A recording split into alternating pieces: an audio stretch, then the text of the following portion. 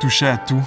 Toucher au décor, l'éclairage, le son. C'est vraiment des gens. J'ai jamais une journée qui se ressemble. C'est vraiment le fun. D'être en contact avec les artistes, les accompagner vers la diffusion chez nous. Plusieurs projets à la fois. C'est de voir des shows puis d'en faire. L'espèce de synergie que j'ai avec l'équipe. Voir le montage technique qui, le soir de la première, permet une rencontre émotive avec les gens qui viennent le voir.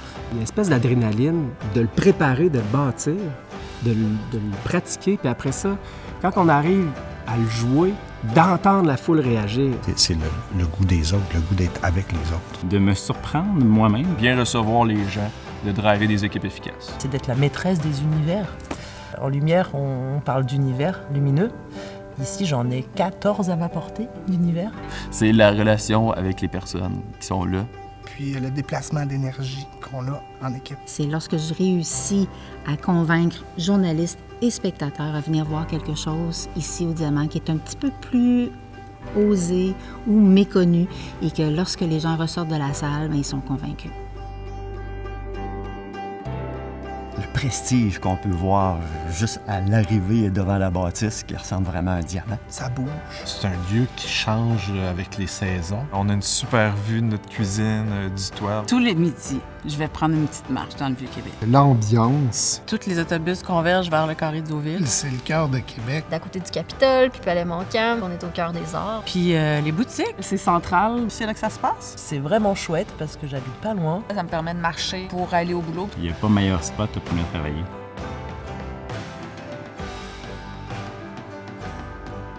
Le Diamant, c'est le diffuseur. Ex Machina, c'est la compagnie en résidence. Ce qui donne une complémentarité dans les points de vue et les réalités. Moi, je trouve que c'est essentiel pour un diffuseur de connaître la réalité d'un producteur. Parce que ça nous ramène à pourquoi on vend des tickets. On peut être témoin privilégié du processus créatif d'Ex Machina. Toute la progression du travail de Robert se dérouler sous nos yeux. D'avoir le lieu de diffusion à même le lieu de création, c'est vraiment un avantage. De pouvoir s'ajuster puis de pouvoir apprendre de ça aussi.